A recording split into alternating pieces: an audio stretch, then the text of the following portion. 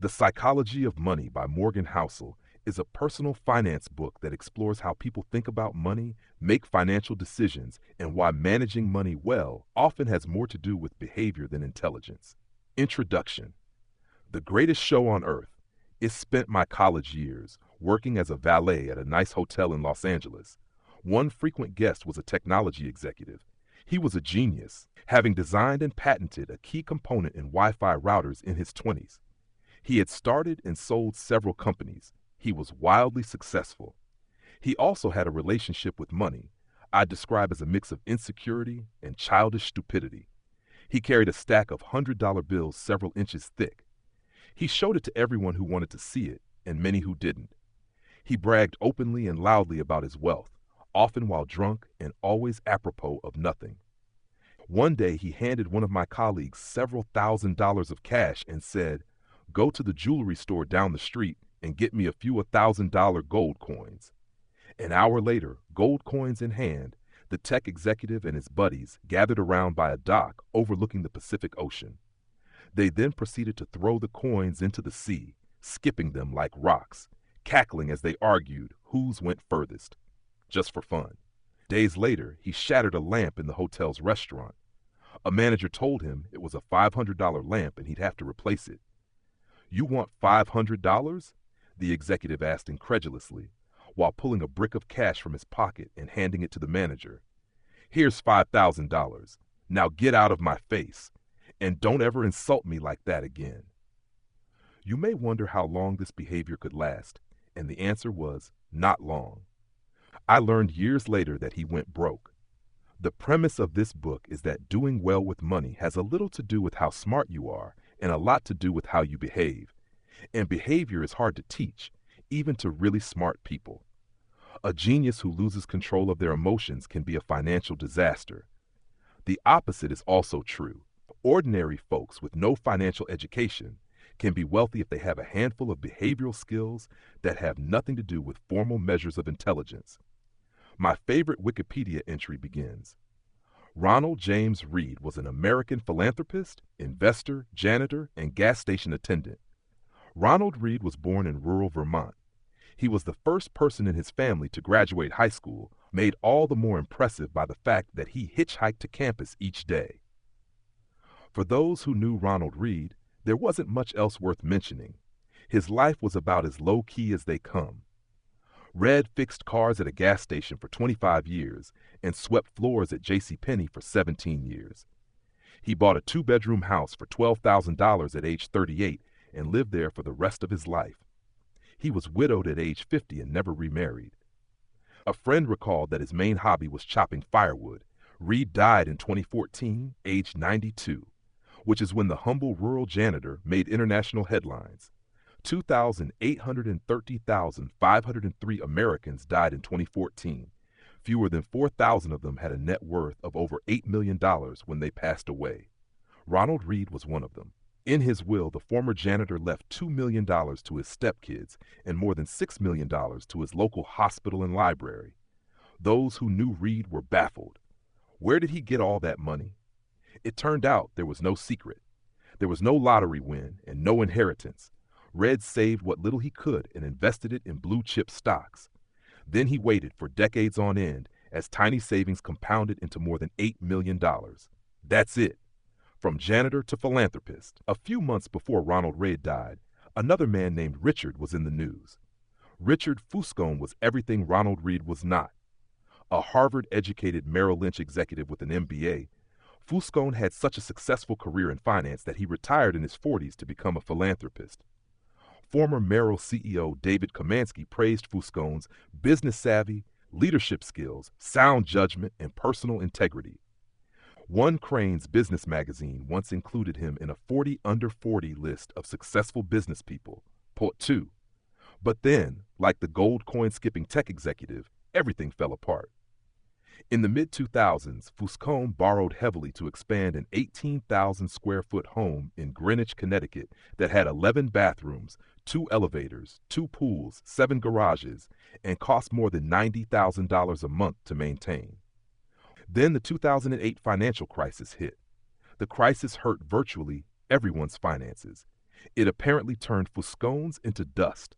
High debt and illiquid assets left him bankrupt. I currently have no income, he allegedly told a bankruptcy judge in 2008. First, his Palm Beach house was foreclosed. In 2014, it was the Greenwich Mansion's turn.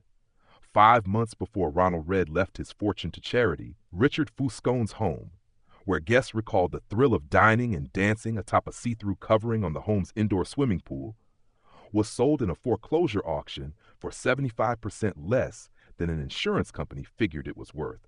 For three, Ronald Read was patient. Richard Fuscone was greedy. That's all it took to eclipse the massive education and experience gap between the two. The lesson here is not to be more like Ronald and less like Richard, though that's not bad advice. The fascinating thing about these stories is how unique they are to finance. In what other industry does someone with no college degree, no training, no background, no formal experience, and no connections massively outperform someone with the best education, the best training, and the best connections? I struggle to think of any. It is impossible to think of a story about Ronald Read performing a heart transplant better than a Harvard-trained surgeon, or designing a skyscraper superior to the best-trained architects. There will never be a story of a janitor outperforming the world's top nuclear engineers. But these stories do happen in investing. The fact that Ronald Read can coexist with Richard Fuscone has two explanations. One, financial outcomes are driven by luck, independent of intelligence and effort. That's true to some extent, and this book will discuss it in further detail. Or two, and I think more common, that financial success is not a hard science. It's a soft skill, where how you behave is more important than what you know. I call this soft skill the psychology of money. The aim of this book is to use short stories to convince you that soft skills are more important than the technical side of money. I'll do this in a way that will help everyone, from Read to Fuscone and everyone in between, make better financial decisions. These soft skills are, I've come to realize, greatly underappreciated. Finance is overwhelmingly taught as a math-based field, where you put data into a formula and the formula tells you what to do, and it's assumed that you'll just go do it. This is true in personal finance, where you're told to have a 6-month emergency fund and save 10% of your salary. It's true in investing, where we know the exact historical correlations between interest rates and valuations. And it's true in corporate finance, where CFOs can measure the precise cost of capital. It's not that any of these things are bad or wrong. It's that knowing what to do tells you nothing about what happens in your head when you try to do it. Two topics impact everyone, whether you are interested in them or not: health and money. The healthcare industry is a triumph of modern science, with rising life expectancy across the world. Scientific discoveries have replaced doctors' old ideas about how the human body works, and virtually everyone is healthier because of it. The money industry, investing, personal finance, business planning, is another story. Finance has scooped up the smartest minds coming from top universities over the last 2 decades. Financial engineering was the most popular major in Princeton School of Engineering a decade ago. Is there any evidence it has made us better investors? I have seen none. Through collective trial and error over the years, we learned how to become better farmers, skilled plumbers, and advanced chemists. But has trial and error taught us to become better with our personal finances? Are we less likely to bury ourselves in debt? More likely to save for a rainy day? Prepare for retirement? Have realistic views about what money does and doesn't do to our happiness? I've seen no compelling evidence. Most of the reason why, I believe, is that we think about and are taught about money in ways that are too much like physics, with rules and laws, and not enough like psychology, with emotions and nuance. And that, to me, is as fascinating as it is important. Money is everywhere. It affects all of us and confuses most of us. Everyone thinks about it a little differently. It offers lessons on things that apply to many areas of life, like risk, confidence, and happiness. Few topics offer a more powerful magnifying glass that helps explain why people behave the way they do than money. It is one of the greatest shows on earth. My own appreciation for the psychology of money is shaped by more than a decade of writing on the topic. I began writing about finance in early 2008. It was the dawn of a financial crisis and the worst recession in 80 years. To write about what was happening, I wanted to figure out what was happening. But the first thing I learned after the financial crisis was that no one could accurately explain what happened or why it happened, let alone what should be done about it. For every good explanation, there was an equally convincing rebuttal. Engineers can determine the cause of a bridge collapse because there's agreement that if a certain amount of force is applied to a certain area, that area will break. Physics isn't controversial, it's guided by laws. Finance is different. It's guided by people's behaviors, and how I behave might make sense to me, but look crazy to you. The more I studied and wrote about the financial crisis, the more I realized that you could understand it better through the lenses of psychology and history, not finance.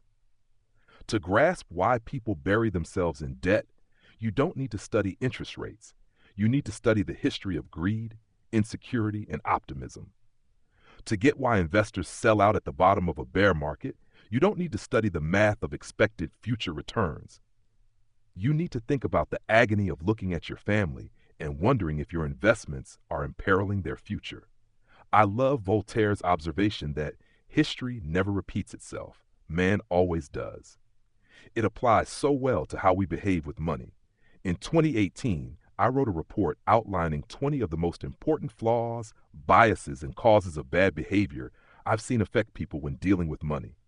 It was called The Psychology of Money, and over 1 million people have read it. This book is a deeper dive into the topic. Some short passages from the report appear unaltered in this book. What you're holding is 20 chapters, each describing what I consider to be the most important and often counterintuitive features of the psychology of money. The chapters revolve around a common theme, but exist on their own and can be read independently. It's not a long book. You're welcome. Most readers don't finish the books they begin because most single topics don't require 300 pages of explanation. I'd rather make 20 short points you finish than one long one you give up on. On we go.